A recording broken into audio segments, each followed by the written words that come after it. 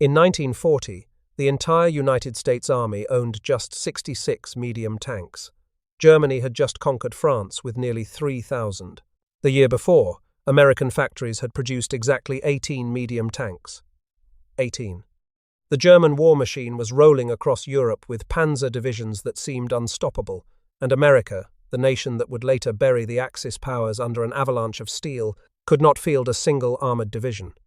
Hermann Göring, commander of the German Luftwaffe, reportedly dismissed American industrial capacity with contempt.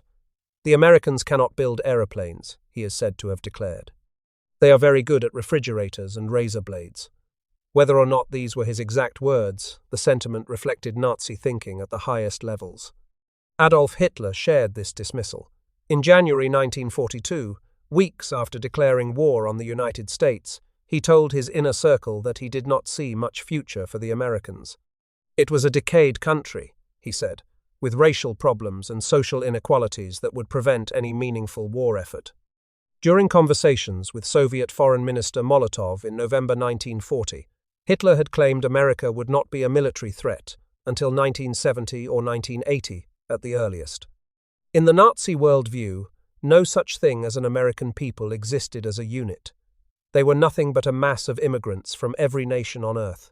This was not mere propaganda, this was genuine belief, and in that belief lay the seeds of catastrophic miscalculation. When President Franklin Roosevelt stood before Congress on May 16, 1940, and called for American factories to produce 50,000 aircraft per year, the reaction was not applause. It was laughter. At that moment, the United States Army Air Corps owned roughly 1,200 aircraft total. The entire nation had built only 1,800 planes the previous year. Critics called Roosevelt's target a wild fantasy. Congress initially offered just 5,500 planes over 5 years. Even American military leaders harbored doubts. General George Marshall warned Roosevelt in the spring of 1940 that if 5 German divisions landed anywhere on the American coast, they could go anywhere they wished. The United States Army ranked just 17th in size worldwide, smaller than Romania's. The arsenal of democracy existed only in Roosevelt's imagination. But Roosevelt understood something that Hitler, Göring, and the skeptics did not. He understood what American industry could become when the nation committed itself to total war. He understood that the same factories producing Chevrolets and Chryslers could produce tanks and bombers. He understood that the workforce building refrigerators and washing machines could build the weapons that would crush fascism. The question was whether America could transform itself fast enough, whether a nation of consumers could become an arsenal, whether workers who had never seen a tank or touched an aircraft engine could learn to build them by the thousands. The answer came not from generals or politicians. It came from factory floors that would soon run 24 hours a day, 7 days a week, staffed by millions of Americans who would prove every skeptic catastrophically wrong. On June 7, 1940, Chrysler President K.T. Keller received a phone call from William Knudsen, the Danish immigrant who had left a $300,000 per year salary at General Motors to lead American war production for $1 per year. Knudsen asked a simple question. Could Chrysler build tanks? Keller's response became legend. "I do not know," he said. "I have never seen one of these things." "Yes, where can I see one?" That single phone call set in motion one of the most remarkable industrial achievements in human history. Architect Albert Kahn designed the Detroit Tank Arsenal on 113 acres of Michigan farmland. Construction began in bitter winter conditions. Workers poured concrete in freezing temperatures. They erected steel frameworks, while snow fell around them. Before the factory walls were even finished, before the roof was complete, Chrysler workers began assembling the first pilot M3 tank inside the unfinished building. They heated the open structure with a rented steam locomotive driven inside. Men worked in coats and gloves, their breath visible in the cold air, building an armored vehicle for a war America had not yet entered. On April 24, 1941, roughly 8 months from contract signing, the first M3 medium tank rolled out of the Detroit arsenal. K.T. Keller personally climbed inside and rode it across the factory floor. 8 months. From a phone call asking if tanks could be built to an actual tank driving under its own power. The skeptics had said American industry was soft, that it could only make consumer goods. The Detroit arsenal was the first answer. But it was only the beginning. The production ramp-up that followed defied every prediction. In December 1942, the Detroit tank arsenal set the all-time World War II monthly record. 896 M4 Sherman tanks delivered in a single month, not in a year, in 30 days. Workers on 3 shifts, around the clock, every day of the week, produced 30 tanks per day. By war's end, that single factory had built 22,234 tanks, M3 Lees, M4 Shermans, M26 Pershings. This one plant's output matched the entire tank production of Great Britain. It matched the entire tank production of Germany. A factory that had not existed 3 years earlier now outproduced entire nations. When President Roosevelt and Eleanor visited in September 1942, they witnessed something never before seen in military history: automotive assembly line techniques applied to armored warfare. Tanks moving down production lines like automobiles, standardized parts, interchangeable components, mass production principles that Henry Ford had pioneered for Model Ts, now churning out the weapons that would liberate Europe. 7 months after Pearl Harbor, ground broke on another project that would dwarf even the tank arsenal. The Dodge Chicago aircraft engine plant would become the largest building in the world when completed. Its main structure covered 82 acres, more than 30 city blocks under a single roof. Albert Kahn designed it. It was his final project. He died before the plant was finished. Inside that vast structure, workers would build the Wright R3350 duplex Cyclone engine, the 18-cylinder monster that powered the B-29 Superfortress. Each engine weighed 2,700 pounds. Each contained thousands of precision parts that had to be manufactured to tolerances measured in 10,000ths of an inch. This was not refrigerator work. This was aerospace engineering at the cutting edge of what was technologically possible, and 75% of that workforce was women. Women who had been housewives, secretaries, school teachers. Women who had never touched machine tools or read engineering blueprints. Women who learned to operate precision lathes, to weld aluminum, to assemble components that had to function perfectly at 30,000 feet in temperatures of -40 degrees. Despite enduring 48,500 engineering changes during production, as the B-29 design evolved, as problems were discovered and corrected, as performance improvements were incorporated, Dodge Chicago produced 18,413 engines. They surpassed Wright Aeronautical's own output of the same engine by more than 4,000 units. The women of Dodge Chicago outproduced the company that had designed the engine they were building. Unit costs dropped from $25,314 to $11,537 as workers mastered the production line. Efficiency improvements compounded. Learning curves steepened. What had seemed impossible became routine. What had been precision aerospace work became another day at the factory. The ammunition plants told their own story of transformation. The Twin Cities Ordnance Plant in New Brighton, Minnesota, expanded from 100 buildings to 262 across 2,400 acres. At peak employment in July 1943, 26,000 workers produced .30 caliber and .50 caliber ammunition. Over half were women. The plant was notably integrated, employing over 1,200 African Americans, representing more than 20% of Minnesota's entire black population. In Iowa, the Iowa Ordnance Plant near Ankeny transformed a village of 700 people into an industrial complex, employing 19,000 workers. They produced 8 million bullets per day, every single day. The mathematics of industrial warfare required ammunition in quantities that seemed almost abstract. But those bullets were real. Each one had to be manufactured, inspected, packed, and shipped. Each one might save an American life or end an enemy's. The women who worked in these ammunition plants, officially designated women ordnance workers, filled the most dangerous jobs in American industry. They handled explosives. They sewed powder bags. They packed propellants into shells. The plants were deliberately located far from cities because explosions were not a possibility. They were an inevitability. At the Indiana Hoosier Ordnance Plant, 3,200 workers, most of them women, performed this dangerous work. They knew the risks. They did it anyway. The aircraft engine factories represented perhaps the most remarkable transformation of all. Before the war, Pratt & Whitney was a relatively small manufacturer of aircraft engines. By war's end, their factories and licensees had produced over 363,000 engines, representing roughly half the total horsepower that powered American military aviation. Their R-1830 Twin Wasp holds the record for the largest production run of any aircraft engine in history, 173,618 units. Each one a complex machine containing thousands of moving parts. Each one built to specifications that would have been considered impossible just a few years earlier.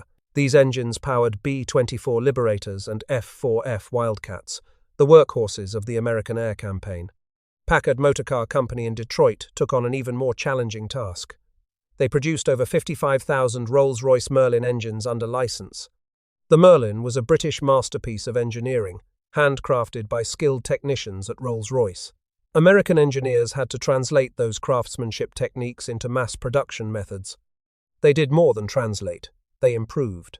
Packard applied American precision manufacturing with tolerances of 2/10,000ths of an inch in environmentally controlled assembly areas.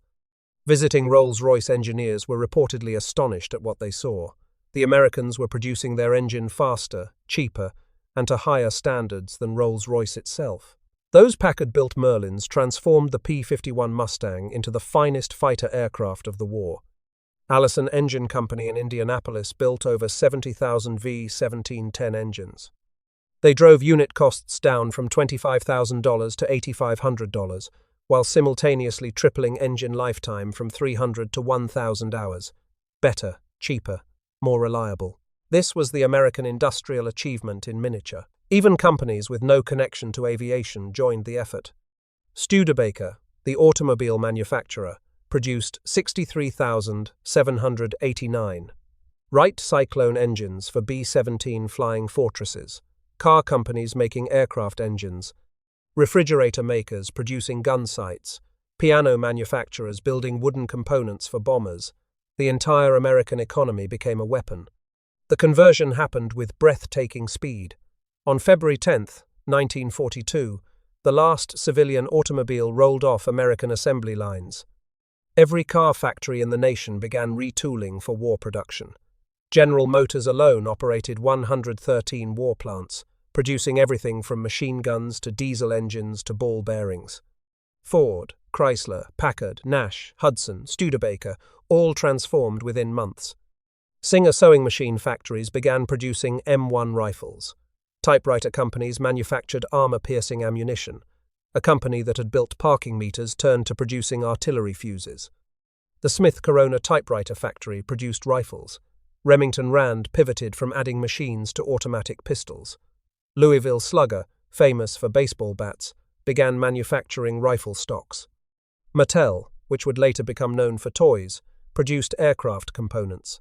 The adaptation required ingenuity that defied conventional thinking.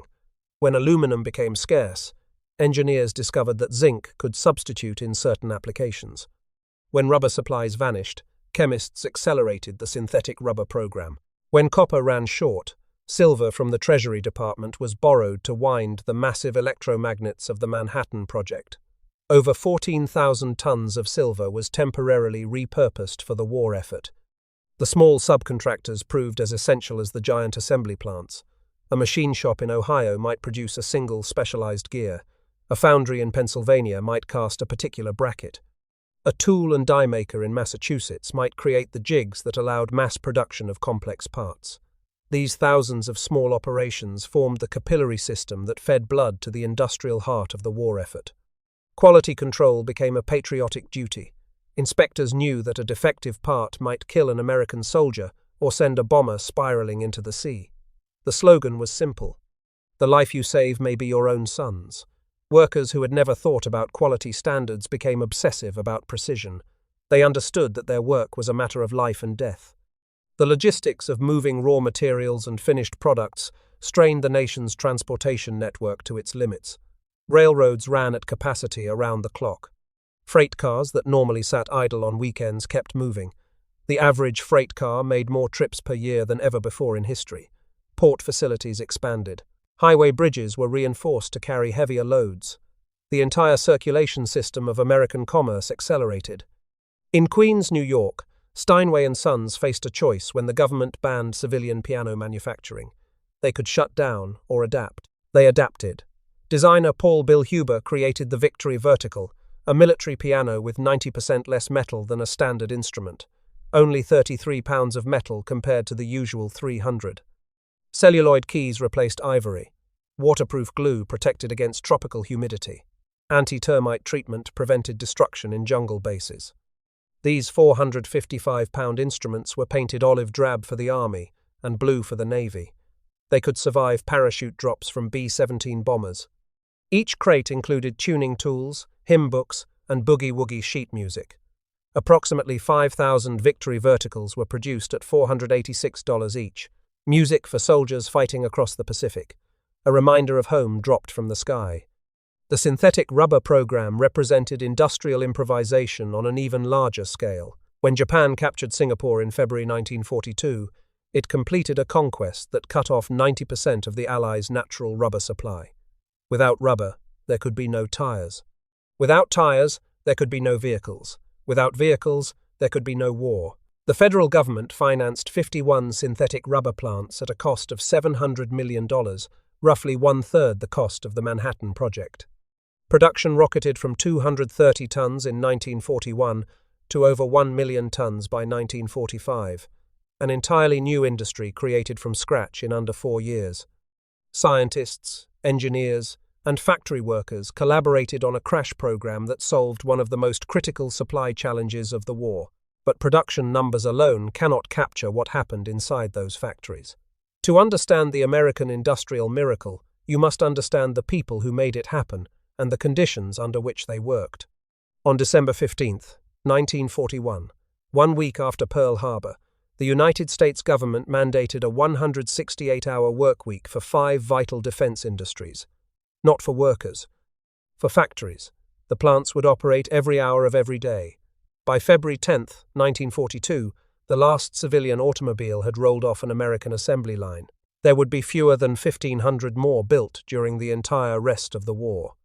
The standard arrangement was 3 8-hour shifts: day shift, swing shift from 4 in the afternoon to midnight, graveyard shift from midnight to 8 in the morning, but the standard was often exceeded. Worker Clyde Odom of Mobile, Alabama, recalled the reality.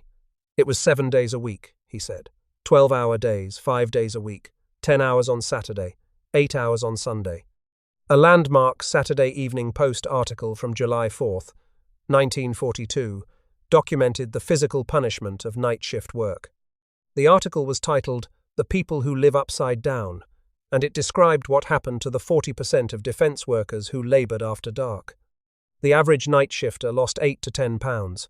1/4 developed vision problems. 1/5, who had never suffered headaches before, developed chronic ones.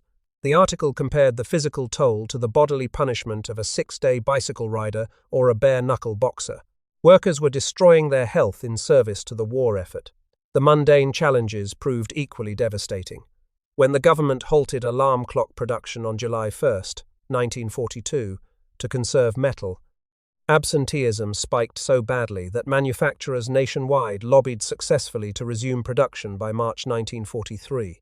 Workers literally could not wake up for their shifts. Public transit schedules did not align with swing and graveyard shifts, stranding night workers at factory gates. Gas rationing made commuting a daily ordeal. At remote plants like Ford's Willow Run bomber factory, workers drove up to 100 miles round trip or practiced hot bedding, sleeping in shifts on the same mattress. One worker would return from the night shift, collapse into a bed still warm from the day shift worker who had just left for work. Housing shortages created chaos in factory towns across America. Workers slept in cars, in tents, in chicken coops converted to bunkhouses. Families crowded into single rooms. Trailer parks appeared overnight around factory gates. In some communities, restaurants served customers in shifts, because there were not enough seats to accommodate the influx of workers. Schools operated on double sessions. Churches held multiple services to accommodate swelling congregations. The physical demands were unrelenting. Assembly line workers performed the same motions thousands of times per shift. Welders squinted through dark lenses for hours, emerging with headaches and spots in their vision. Riveters absorbed vibrations that traveled up their arms and into their shoulders. Machine operators stood on concrete floors until their legs ached and their backs cramped. The noise was constant and deafening. The clatter of rivet guns, the roar of engines under test, the screech of metal being cut and shaped. Workers shouted to be heard across assembly lines. Many developed permanent hearing loss. Earplugs existed, but were often too uncomfortable to wear for an entire shift. Summer brought suffocating heat inside factory buildings. Winter brought cold that seeped through walls and froze lubricants. The climate control systems that would later become standard did not exist. Workers sweated through their coveralls or wore gloves that made delicate work difficult. They adapted because they had no choice. Food service struggled to keep pace with demand. Factory cafeterias served thousands of meals per day, operating around the clock like the production lines they fed. Nutritionists worried about the health effects of irregular eating schedules. Workers on graveyard shifts ate breakfast at midnight and dinner at dawn. Their bodies never fully adjusted. The danger was constant and real. World War II defense industry jobs could be more dangerous than serving on the front lines, according to historian Andrew Kirsten. Between 1942 and 1945, the Bureau of Labor Statistics reported over 2 million disabling industrial injuries per year, more than 6 million total over the war. Over 75,000 Americans died or became permanently and totally disabled in industrial accidents. A wartime safety poster stated the grim truth plainly. More American workers were killed and wounded in industrial accidents last year than all the casualties from bombs in Britain in 2 years of war. The home front was not safe. It was a war zone of a different kind. At Kaiser's Richmond shipyards alone, medical records documented 13,261 fractures, mostly hands, feet, and ribs. One woman fractured her skull in a 60-foot fall from the top deck of a hull. Welders inhaled toxic vaporized metals. Workers described the constant dangers of industrial accidents, chemical exposures, and equipment malfunctions that could turn routine shifts into life-threatening situations. The deadliest single home front incident came on July 17, 1944, at Port Chicago Naval Magazine near San Francisco. Munitions being loaded onto ships detonated in a massive explosion that killed 320 sailors and civilians and injured 390 more. 202 of the dead were African American sailors assigned to the dangerous loading work that white sailors were not required to perform. When 258 black sailors refused to resume loading under identical conditions, 50 were charged with mutiny. Thurgood Marshall attended the proceedings and called them racially biased. The Port Chicago 50 were not officially exonerated until 2019. The disaster exposed not only the dangers of the work, but the racism that determined who performed the most hazardous duties. Factories fought exhaustion and danger with whatever tools they could find. Musicians performed during lunch breaks. Company newspapers celebrated worker achievements. Convair's newsletter profiled employees like 20-year-old Margarita Pauletto, the first girl drop hammer operator at Convair. Other factory newsletters took harsher approaches. Connecticut's NB Chips called absent workers living murderers, while their colleagues overseas were being slaughtered like pigs in a stockyard. The Army-Navy Excellence Award, created in July 1942, provided recognition that mattered deeply to workers. Only about 5% of war production companies earned the distinctive pennant and employee lapel pins. Workers wore those pins with pride that transcended their factory wages. The women who entered the factories transformed not only production but American society itself. Rose Will Monroe was a widow from Pulaski County, Kentucky, one of 9 children. She came to Willow Run hoping to enter its pilot training program. Disqualified as a single mother, she took a riveting job on the B-24 assembly line instead. When actor Walter Pidgeon toured the plant and discovered an actual riveter named Rose, he cast her in a war bond film. She became a symbol, but she was no mere propaganda creation. After the war, Monroe refused to capitalize on her fame. She drove cabs, she ran a beauty shop, she launched a construction company. At 50, she finally earned her pilot's license, only to crash on takeoff in 1978, losing a kidney and an eye. She died in 1997.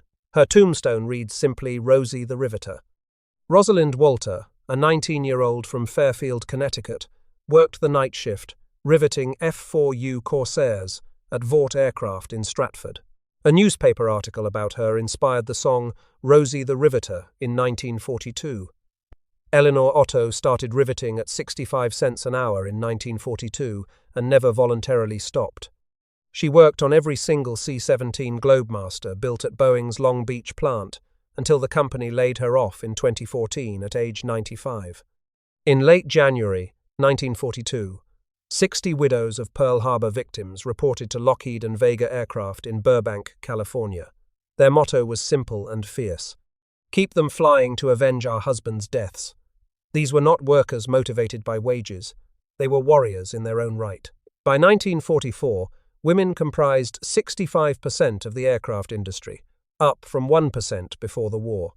The female workforce overall jumped from 27 to 37% of total employment. America discovered that women could do what men could do. The discovery would reshape the nation for generations to come. The transformation challenged deeply held assumptions about gender roles. Women who had been told their place was in the home now operated overhead cranes, drove forklifts, and handled acetylene torches. They read blueprints, operated precision instruments, and made decisions that affected production schedules. Some supervisors initially doubted their abilities. Those doubts rarely survived contact with reality. The physical requirements were substantial. Aircraft assembly required climbing ladders into confined spaces, lifting heavy components, and maintaining awkward positions for extended periods. Women proved capable of all of it. They developed their own techniques for tasks that had been designed for male bodies. They helped each other. They figured it out. Older workers who had been considered past their productive years returned to factories. Teenagers who had not yet graduated high school took jobs. Retired craftsmen came back to train the next generation. The traditional boundaries of the workforce collapsed under the pressure of wartime necessity. The wages, while still unequal, represented a dramatic improvement for many women. A woman who had earned $30 per month as a domestic servant could now earn that much in a week.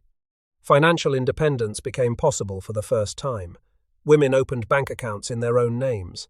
They made major purchases. They tasted economic power and found they liked it. For African American women, the transformation was even more profound. Doors that had been locked for generations cracked open. The same skills that had been invisible when performed in white households were suddenly valuable when performed in factories. The same hands that had scrubbed floors now riveted aircraft. The same minds that had been dismissed now solved production problems. African American workers faced a different challenge. They had to fight for the right to participate in the industrial miracle at all. On January 31st, 1942, a 26-year-old cafeteria worker at a Cessna defense plant in Wichita, Kansas, wrote a letter to the Pittsburgh Courier that changed history. James Thompson was relegated to menial work despite his capabilities because of racial discrimination.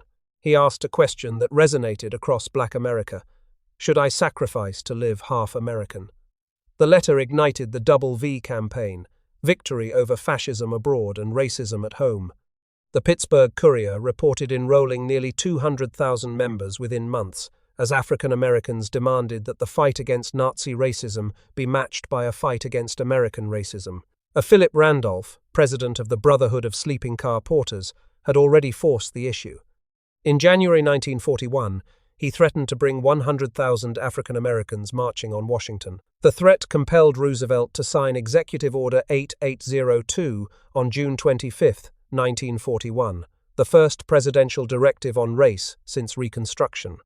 It banned discrimination in defense industries and created the Fair Employment Practices Committee. Before the order, 51% of defense jobs were explicitly closed to black workers. The order helped triple the number of black defense workers during the war, but progress came with violent resistance. The Detroit race riot of June 20th through 22nd, 1943, killed 34 people, 25 of them black, 17 of those killed by police. It injured 675 and cost over 1 million hours of war production. At the Packard Motor Car Company, 25,000 white workers staged a wildcat strike when 3 black workers were promoted. Roosevelt sent 6,000 federal troops. The contradiction was stark. America fought fascism abroad while practicing segregation at home. Poet Langston Hughes drew the parallel explicitly in his poem Beaumont to Detroit, 1943. Despite discrimination, African-American workers made essential contributions. Sybil Lewis, a black woman from the South, became a riveter and arc welder at Lockheed Aircraft in Los Angeles. "You came out to California," she said, "put on your pants and took your lunch pail to a man's job." This was the beginning of women's feeling that they could do something more. Ruth Wilson left domestic service to become a sheet metal worker at the Philadelphia Navy Yard, assembling ship bulkheads. "It made me feel good because my husband was over there in Europe fighting," she recalled, "and here I was doing my part. Plus, I made more money." The war offered both purpose and prosperity that had been denied to black Americans for generations. The leaders who drove this transformation came from unlikely backgrounds. William Knudsen arrived at Ellis Island in 1900 as a Danish immigrant who learned English from neighborhood children. He rose to become president of General Motors, then left it all to serve his adopted country.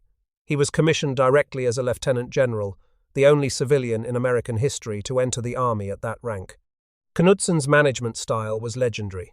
He walked factory floors. He talked to workers. He understood production from the ground up because he had started on the ground. When he saw a problem, he fixed it immediately rather than sending it through bureaucratic channels. He cut through red tape with the authority of his rank and the credibility of his experience. His counterpart at the War Production Board, Donald Nelson, brought a different set of skills. Nelson had risen through Sears Roebuck to become executive vice president, mastering the logistics of consumer goods distribution. He understood supply chains, inventory management, and the coordination required to move products from factories to customers. He applied those skills to moving weapons from factories to battlefields. The partnership between government and industry was unprecedented. Executives who had competed fiercely in peacetime now shared information openly. Patent restrictions were suspended for war-related technologies. Companies that had guarded trade secrets for decades revealed them to competitors who could help increase production. The profit motive did not disappear, but it was subordinated to the overriding goal of victory. Under Knudsen's direction, aircraft production grew from fewer than 3,000 planes in 1939 to over 300,000 by war's end. His summation captured the essence of American victory. "We won because we smothered the enemy in an avalanche of production, the like of which he had never seen, nor dreamed possible." Andrew Jackson Higgins was a hard-drinking New Orleans lumberman who had taken a correspondence course in naval architecture. When the Navy told him a ramp bow modification for landing craft could not be done, he replied with profane determination and completed the redesign in 61 hours. By September 1943, 12,964 of the Navy's 14,072 vessels had been designed by Higgins Industries. Dwight Eisenhower called him the man who won the war for us. Hitler called him the new Noah. His New Orleans shipyards ran the first racially integrated workforce in the city's history, paying all workers equal wages regardless of race or gender. He proved that American production and American ideals could advance together. The communities that supported these factories transformed beyond recognition. Vanport, Oregon, was built on a Columbia River floodplain in just 110 days to house 40,000 Kaiser shipyard workers. It became Oregon's second-largest city. Residents lived below river level behind a railroad embankment. Writer Manly Mabon described the psychological effect. It was almost impossible to get a view of the horizon from anywhere in Vanport. The instant city had streets named after states. It had schools, a hospital, fire stations, police, and all the infrastructure of a functioning municipality. But it was built for a purpose, not for permanence. The buildings were wooden, the construction was hasty, the location was dangerous. On Memorial Day 1948, the river breached the dike and destroyed the entire city, leaving 18,000 people homeless. The instant city vanished as quickly as it had appeared. The floodwaters swept away not just buildings, but an entire community that had formed around the shared purpose of wartime production. Similar boomtowns appeared across the nation. Seneca, Illinois, population 1,200, swelled to 10,000 when the Prairie Shipyard opened. Workers came from 26 states. A town that had been a quiet farming community became a round-the-clock industrial center. The transformation was so sudden that longtime residents hardly recognized their own streets. When the war ended, these communities faced a second disruption. Workers dispersed as quickly as they had arrived. Factories closed or converted back to civilian production. The intense sense of shared purpose dissipated. The social bonds forged in wartime often could not survive the peace. The childcare crisis that accompanied women's entry into the workforce drove remarkable innovation. Kaiser's child service centers, designed by child development experts, provided 24-hour care at shipyard entrances so mothers could drop off children on the way to their shifts. Centers featured wading pools, libraries, nurses, and dietitians. Eleanor Roosevelt championed a home service food program so exhausted mothers could pick up hot dinners along with their children. The Lanham Act funded 3,102 federally subsidized childcare centers at peak, serving approximately 130,000 children in 664 cities. It was the only near-universal federal childcare program in American history. When the war ended, it disappeared. The infrastructure that had made women's work possible was dismantled almost overnight. The turning point came faster than anyone predicted. By the end of 1942, just 12 months after Pearl Harbor, American war production exceeded that of the entire Axis combined. The wild fantasy had become undeniable reality. The acceleration was visible in every production category. Tank output went from barely 400 in 1940 to nearly 30,000 in 1943. Aircraft production rose from fewer than 6,000 in 1940 to over 85,000 in 1943. Ship tonnage that had been measured in tens of thousands rose to millions. The Germans noticed. Their intelligence services tracked American production with growing alarm. Reports that had once dismissed American industrial capacity now warned of the approaching avalanche. But there was nothing to be done. Germany was already operating at maximum capacity. America was just hitting its stride. On November 12, 1942, the Liberty ship SS Robert E. Peary was assembled from keel laying to launch in 4 days, 15 hours, and 29 minutes at Kaiser's Richmond shipyard. 250,000 parts weighing 14 million pounds came together in less than a week. The Liberty ship program had started at 355 days per vessel. By 1943, 3 ships were being completed daily across American shipyards. The achievement was not merely numerical. It represented a fundamental revolution in manufacturing technique, prefabrication, modular construction, statistical quality control. Just-in-time delivery of components, techniques that would later transform civilian manufacturing, were pioneered under the pressure of wartime necessity. Each Liberty ship required over 30,000 drawings. More than 250,000 parts had to come together in precise sequence. The coordination required was staggering, yet workers who had never seen a ship before Pearl Harbor were now completing them in days rather than months. Ford's Willow Run plant silenced its critics with a brutal acceleration curve. 56 planes in all of 1942. Then 37 in January 1943, climbing to 146 by April. The mockery of Will It Run became admiration as production climbed month after month. By April 1944, the plant produced 453 bombers in 468 hours, one every 63 minutes. The cost per plane dropped from $379,000 to $216,000. Roosevelt had been ridiculed for calling for 50,000 planes in 1940. In 1944, American factories produced over 96,000, nearly double the target that had been called impossible. Germany built just under 40,000 warplanes that year. The United States built more than twice as many. Boeing reduced direct labor hours per B-17 from 35,400 in January 1943 to just 18,600 by January 1944, a 47% reduction. The same planes, better built, at a fraction of the time and cost. Albert Speer, Germany's armaments minister, acknowledged defeat in a 1944 memorandum to Hitler. He described the war as a contest between two systems of organization and characterized Germany's as outmoded, tradition-bound, and arthritic. During his May 1945 interrogation, Speer explained how he had tried to follow Henry Ford's manufacturing principles, an implicit admission that American methods had overwhelmed German craft. At the Tehran Conference in late 1943, Joseph Stalin raised his glass in a toast, remarkable for its candor. To American production, he said, without which this war would have been lost. The Soviet leader, not given to praising capitalist nations, recognized what the factories of Detroit and Chicago and 100 other American cities had accomplished. Stalin understood better than most what American production meant. The Soviet Union had received enormous quantities of American equipment through the Lend-Lease program: trucks, jeeps, locomotives, telephone wire, food, boots. The Red Army rode into Berlin on American vehicles, ate American rations, and communicated over American field telephones. Without that lifeline, the Eastern Front might have collapsed. Churchill understood as well. Britain had been saved from starvation by American ships carrying American food. The Royal Air Force flew American planes. British tanks were supplemented by American Shermans. The entire Allied war effort depended on the factories that had once built Fords and Frigidaires.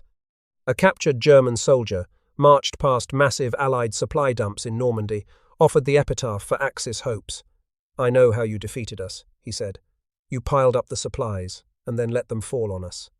The contrast with Germany was stark. German factories, despite the efforts of Albert Speer, never achieved the efficiency of their American counterparts. German production relied heavily on slave labor, which was both morally monstrous and economically inefficient. German engineering emphasized quality over quantity, producing technically superior weapons in insufficient numbers. German industry remained fragmented, with competing fiefdoms and duplicated efforts. America had advantages that could not be replicated. Vast distances protected factories from enemy bombers. Abundant natural resources fed the industrial machine. A large population provided workers. A culture of innovation encouraged experimentation. A tradition of mass production provided the template for military manufacturing. But advantages alone did not guarantee success. Those advantages had to be mobilized, organized, and directed toward a common purpose. That was the real achievement of American war production. Not just building things, but building the system that built things. Not just workers, but the training programs that created workers. Not just factories, but the supply chains that fed them. The final accounting tells the story in numbers that defy comprehension. The United States, whose army in 1939 had ranked just 17th in size worldwide, produced 300,000 military aircraft, 88,000 tanks and self-propelled guns, 2,710 Liberty ships, plus 531 Victory ships, 2.4 million military trucks, 41 billion rounds of ammunition, 257,000 artillery pieces, 141 aircraft carriers compared to Japan's 6 in the same period. War-related production rose from 2% of gross national product to 40% by 1943. Defense spending went from $1.5 billion in 1940 to $81.5 billion in 1945. In 1941, more than 3 million civilian cars were manufactured. During the entire rest of the war, fewer than 1,500 more were built. Germany could produce roughly 4,000 tanks per year. The United States was producing 4,000 Sherman tanks per month by late 1942. U-boats sank approximately 14 million tons of Allied shipping. America alone built nearly 40 million tons to replace it. The skeptics had been proven wrong in every possible way. Goering was wrong about refrigerators and razor blades. Hitler was wrong about America being a decayed country of immigrants.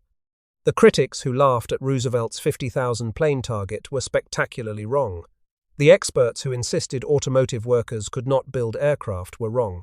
Those who claimed women and black workers could not handle industrial jobs were exposed as wrong.